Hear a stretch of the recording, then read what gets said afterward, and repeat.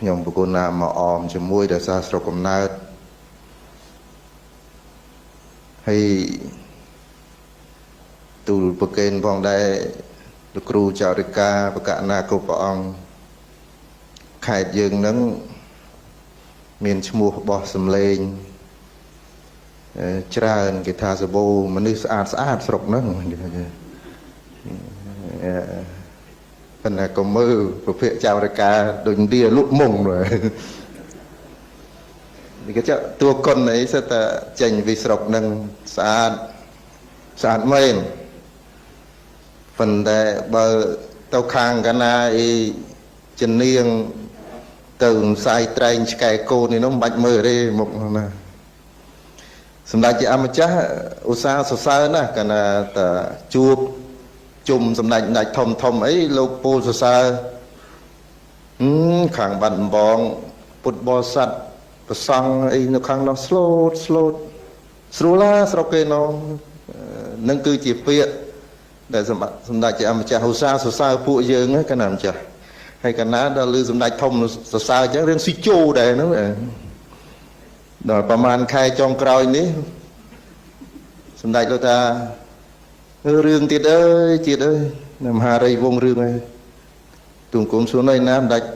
បាត់បងនោះឥឡូវនេះឲ្យតែឃើញលេខសម្ដេចទៅដឹងបាត់បងទៀតហើយបាត់បងនេះបាត់បងមែនសរសើរហើយគណៈបួសឆ្នាំ91ចូលរៀនធម៌បួស88 89សម្ដេចសរសើរត្រូវដែរដោយសារតែតាំងពីតូចក្រូចឆ្មាមកវត្តអារាមនេះជាទីសក្ការៈជាទីកន្លែងដែលចូលចិត្តបំផុតរបស់ពុទ្ធបរិស័ទហើយកណាកនិយាយក្នុងនាមមិនមែនក្នុងនាមមន្ត្រីសង្ឃមិនក្នុងនាមសម្ដេចអីទេកណាចាស់កណានិយាយក្នុងនាមអ្នកស្រុកបាត់ដំបងតែម្ដងហើយព្រះចៅអធិការណាដែលកំណើតកើតជានៅលើដែនដីនេះណាលោកចាស់ស្ដាប់ពាក្យកណានឹងជ្រួតជ្រាបដល់ក្នុងដួងចិត្តថាគំនិតស្មារតីឧត្តមគតិរបស់អ្នកបាត់ដំបងនេះយ៉ាងម៉េចហើយបើព្រះគ្រូចៅអធិការដែលលោកទៅកើតខេត្តផ្សេងមកនេះធំមកដឹកនាំនេះកណាមិនដឹងទេតែបើថារាងកាយរបស់អ្នកបាត់ដំបងចិត្តគំនិតអ្នកបាត់ដំបងដែលកើត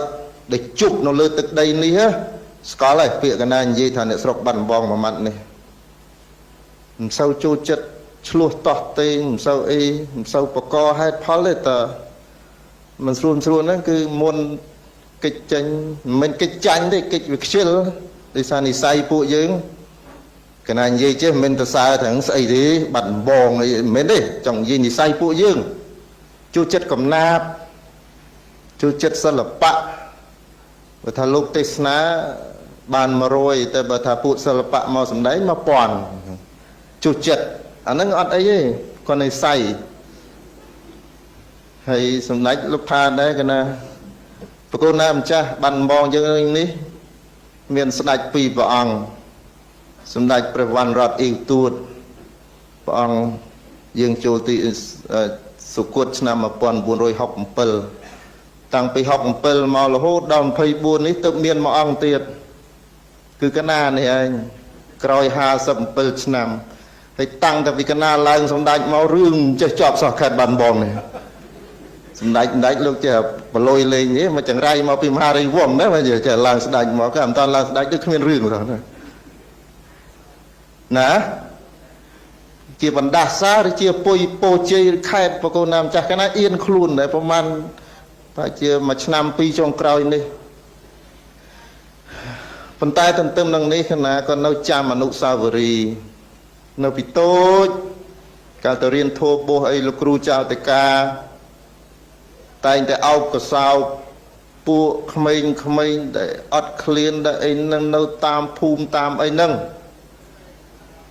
តាមភូមិតាមអីហើយលោកគ្រូចៅតេកាព្រះមន្ត្រីសង្ឃនឹងទៅកាប់ឈើកាប់អីយកមកធ្វើសាលារៀនមកញាតិញោមពុទ្ធបរិស័ទឈឺជាក្នុងភូមិហ្នឹងគឺកណាមើលឃើញពីតូចមកមើលឃើញអញ្ចឹងតែម្ដងនៅពីតូចណាកណាល្អប្រឡាត់អាសានិយាយទៅល្អប្រឡាត់ថាតាំងពីសម័យញោមព្រះអង្គញោមកណា ញោមប៊ូម៉ាស៊ូរីនោះដែរ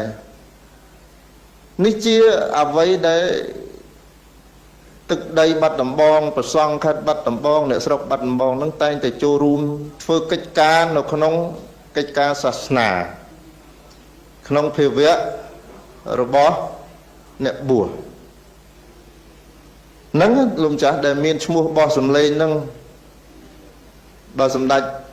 ព្រះពុទ្ធជ័យមុនីជាអម្ចាស់លោកឧស្សាហ៍មុនមកលោកមានញាតិញោមនៅបាត់ដំបងហ្នឹងពោលសរសើរអំពីអ្នកស្រុកយើងប៉ុន្តែប្រគល់ណាម្ចាស់ខ្ញុំកណាថ្ងៃនេះចង់ទូលប្រគេនសូមប្រករណាជាម្ចាស់ជាពិសេសព្រះគ្រូចតកាជួយជាពិសេស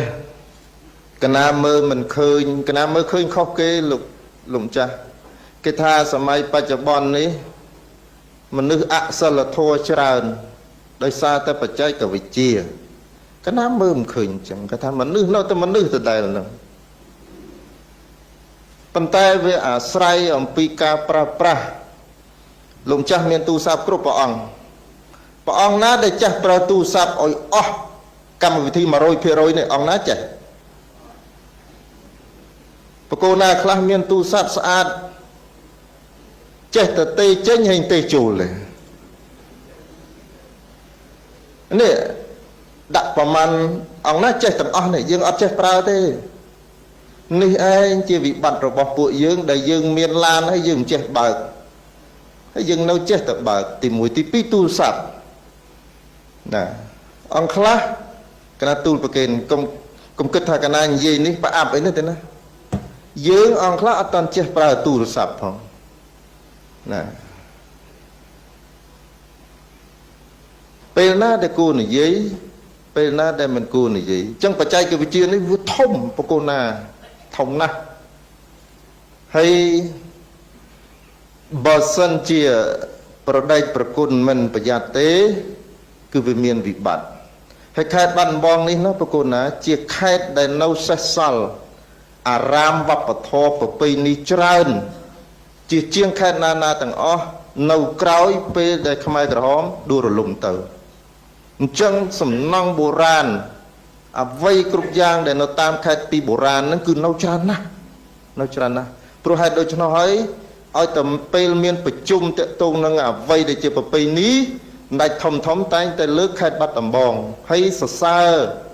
លោកគ្រូចាតកាសាព្រះមន្ត្រីសង្ឃខេត្តថាព្រះអង្គព្យាយាមកសាងថែរក្សាអភិរក្សសំណង់អីទាំងអស់នឹងច្រើនណាស់អញ្ចឹងបកូនណាពូជនៅបាត់ដំបងយើងនេះថាអញ្ចឹងចុះវាអាក្រក់ស្ដាប់តិចវាខ្ពស់ដែរណាមានឈ្មោះបោះសម្លេងទៅក្រៅច្រើនណាស់ណាជាអ្នកស្លូតជាអ្នកចេះដឹងហើយក៏ជាដែនដីមួយដែលសម្បូរទៅដោយវប្បធម៌ដែលសម្បូរទៅដោយធម្មជាតិហើយអាណត្តិនេះទៀតអៃដាមបាខេតអ្នកស្រុកបាត់ដំបងទៀតណាអញ្ចឹងលមួមធ្វើបាត់ដំបងនោះខ្លាយមិនថាខ្លាយទៅជាគំរូគេទេគ្រាន់ថារក្សាតំណែងរក្សាគេឈ្មោះយើងដែលពីអើយណាមកឲ្យនៅទៅប៉ុណ្ណឹងបានជាគំរូប៉ុណ្ណាម្ចាស់ប៉ុន្តែបកូនណាថាព្រះអង្គចឹងវាពួកយើងនឹងសិតតែមនុស្សអាក្រក់មែនទេចង់និយាយថាពីដើមហ្នឹងវាមិនសូវមានរឿងតែឥឡូវហ្នឹងវាងាកសម្ដេចទេយប់ឡើងចង្កាធ្លាក់មក10 2 10ដាច់ទេមកកណាក៏លេងឃើញលេងសម្ដេចធំគេថាបាត់ដំបងទៀតហើយអញនឹងទៅបាត់ដំបងមែនណាមហារាជវង្សមើលផ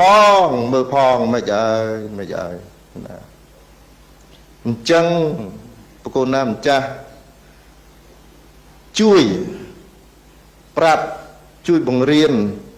អប់រំភិក្ខុសាមណេរឲ្យលុះនៅក្នុងធម៌ឲ្យលុះនៅក្នុងធម៌ឲ្យលុះនៅក្នុងព្រះវិន័យបដិបត្តិណាបដិបត្តិបើភិក្ខុសាមណេរអង្គណាដែលមិនប្រកបដោយធម៌ប្រកបដោយវិន័យលោកគ្រូចារិកាហៅមកគុណណាហៅមកព្រានបដៅបកូនណាអើយយ៉ាងម៉េចហើយប្រាប់ម្ដងស្ដាប់ប្រាប់2 ដងស្ដាប់ ប្រាប់3 ដងស្ដាប់ដាក់ទៅអាចុងក្រោយនោះកុំទុកវាអត់មានពេលទេលោក 9,000 អង្គគ្មាននៅអញ្ញាអញខ្ញុំ1 2ហ្នឹងទេនិយាយចឹងថាគូសាហាវមិនអត់ទេសម័យព្រះតើអ្នកឯងបួសមិនបានអ្នកឯងចាក់ចេញពីធម៌វិន័យរបស់តថាគតមិនបានសន្យាឲ្យអ្វីអ្នកឯងនៅក្នុងសាសនានេះទេបើអ្នកឯងមកមិនបដិបត្តិធម៌នោះឬវាអញ្ចឹងកណាឥឡូវនេះមករយៈចុងក្រោយនេះកណាទូលប្រកេនព្រះគ្រូចាតិកាឥឡូវនេះរឿងស្អីមិនតិចទៅដល់ពេញហើយឲ្យទៅដល់ពេញដឹងតែមកដល់វត្តណាឡោមអញ្ចឹងព្រះគ្រូចាតិកាហៅភិក្ខុសាមណេរមកបដៅឲ្យស្រួលទូលប្រកេនបើមិនស្ដាប់ទេតោះយើងបែកគ្នាតោះហ្នឹងហើយបែកគ្នាតោះប៉ុណ្ណឹងកណាម្ចាស់អញ្ចឹងកុំឲ្យរឿងទូចមួយចៅរកាក៏លោកអត់ដឹងព្រះអនុគុណក៏លោកអត់ដឹងព្រះមេគុណក៏អត់ដឹងវាប់ផ្លោងនោះធ្លាញពេញនោះណាពេញកណានោះចុះពីលើនឹងមកទៀតអត់ទេប្រគុណណាអត់ទេការដោះស្រាយធម៌វិន័យមិនមែនជាការដាក់បន្ទុកហើយសម័យបច្ចុប្បន្ននេះវាអភ័ព្វដែរសារៈបព្វជិតតែមិនស្រួលគេថាប្រឆាំងនឹងណែសិទ្ធិមនុស្សឯណាមានតម្លៃខ្ពស់ជាងធម៌ពុទ្ធនោះព្រោះព្រះអង្គនិយាយអស់ហ្នឹងព្រះសំបីតែឲ្យពួកយើងដកស្មៅហ្នឹងលោកមិនឲ្យដកផងភិក្ខុនោះត្រូវបាត់តើស្ដោះទឹកដាក់អត់ដោះទឹកមាត់ដាក់ទឹកអីស្ត្រូវបាត់តើណាស្រអប់រំឲ្យតម្លៃមនុស្សសត្វមានជីវិតតាំងពីចុងសក់ដល់ចុងជើងតែនិយាយមិនស្រួលគឺថាអានឹងសិទ្ធិមនុស្សកណាមិនប្រឆាំងសិទ្ធិមនុស្សអីទេប្រកាន់ថាតាមការសិក្សាកណាថាព្រះអង្គនឹងបានសម្ដែងពីរឿងសិទ្ធិមនុស្សហើយសិទ្ធិមនុស្សវាល្អប៉ុន្តែយើងមានសិទ្ធិមានប្រពន្ធដែរមានសិទ្ធិស៊ីបាយងាយដែរមានសិទ្ធិច្រៀងដែរវាមានទេអញ្ចឹងទៅប្រឆាំងអត់ទៅទៀមទាឲ្យវាមានសិទ្ធិអញ្ចឹងហ៎ម៉េចចាំមកកណាប្រាប់មន្ត្រីមួយចំនួនថា when you are talking about the human rights you have to be mindful on what we are practicing it's not about only you about me too ថានៅពេលដែលអ្នកឯងនិយាយអំពីសិទ្ធិរបស់មនុស្សលោកអ្នកឯងមិននិយាយតែម្នាក់ឯងទេព្រោះខ្ញុំជាអ្នកបួសហើយកន្លែងខ្លះយើងពិបាកដែរថាអ្នកបួសមិនអ្នកបួសខ្ញុំដូចហេតុផលចឹងខ្ញុំអាចមានសិទ្ធិទៅរៀបអាពាហ៍ពិពាហ៍ទេអញ្ចឹងអារឿងសិទ្ធិអីទាំងអស់ហ្នឹងមកចំណែកលោកម្ចាស់យើងអត់អាចទេក្រៅតែពីយុទ្ធធម៌និងវិន័យនេះជាគោលកណាជាគោលទី1ទី2ប្រគល់ណាម្ចាស់រឿងអ្នកបួសហ្នឹងណាដូចព្រះមេគុណឥឡូវកណានិយាយក្នុងក្របខ័ណ្ឌខេត្តយើងលោកមេគុណចាស់ហើយលោកមេគុណជួនចិត្តកៅហើយ86 87អង្គុយបានតែ5នាទីទាទៅវត្តហើយបណិតខូចមកចំហៀងលេងចង់ដឹងរឿងអីលោកហត់នឿយលោកមកជីវិតទៅលោកដូចនេះណាចាំសួរដេគុណចាស់បច្ចុប្បន្ន86មើលអញ្ចឹងទាឆាន់តែកខ្វេណាលោកប្រឡាត់85ហើយប្រឹកអង្គុយទេមុនមកនេះឥឡូវនៅសល់តែពួកយើងដែលជាប្រធេរៈចាស់នេះបើសិនចំនួននេះណាផ្នត់បដិបត្តិនៅខេត្តបាត់ដំបងយើងបណ្ដោយឲ្យទៅយ៉ាងម៉េច20ឆ្នាំ30ឆ្នាំ40ឆ្នាំទៀតវានឹងទៅអញ្ចឹងភិក្ខុសាមណេរលេងគោរពចាស់ទុំណាកណាភ្ញាក់ថ្ងៃមួយកណាទៅស្រុកកំណើតកូនលោកមួយគេគ្នាគេ3 4 5អង្គនៅវត្តកណានោះមួយអង្គមួយសួរលោកបងជាណាគេលោកនោះអាយុហើយជា11 17ឆ្នាំចេះសួរកណាថាកណាឈ្មោះយន់សញ្ជាតិ bàn lục một ông môi tiệt kê chuồn về chết đôi mà phây ông đó buồn động nó cái tha nè đây đam tê vuông à